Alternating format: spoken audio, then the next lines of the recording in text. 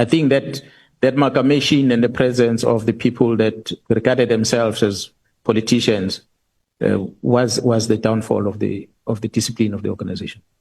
And that road went even worse in the crime intelligence. Yeah, well, the members of crime intelligence might not necessarily have been politicians per se that are involved in the road, but the leadership that arrived at crime intelligence were comrades.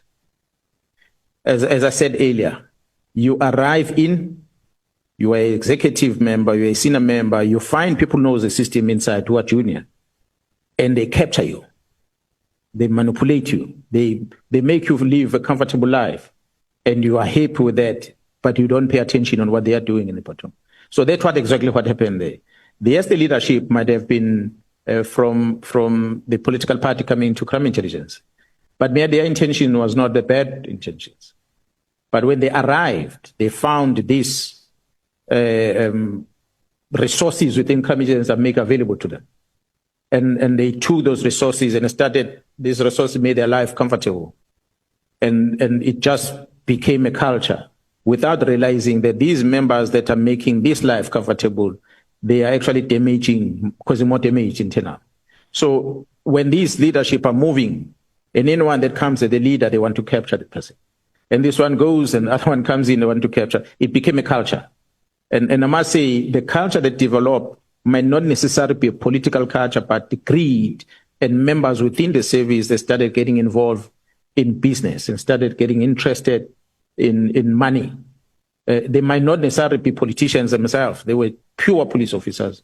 But because they knew how the system works and they saw these sinners that don't know the system, and then they started manipulating it. So both ways, then you could blame the senior police officers, although junior, as well as those ones that came from outside the organization. But in the body of, I hear the leadership, in the body of the crime intelligence, were there no cadres who were claiming to come from Bokoto, in the ANC underground intelligence and all of that, who joined the intelligence, not as leadership, but as operatives? Yeah, they now get involved in these covert operations, but they don't have necessarily the skill or qualifications as career policemen. Sure, there's a lot of them that arrive like that. There was a lot of them.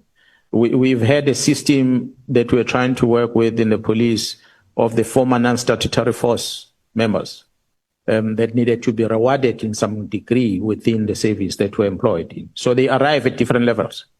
Some of them were constables, sergeants, and up the ranks. The others that came on the senior level, but others grew within the service.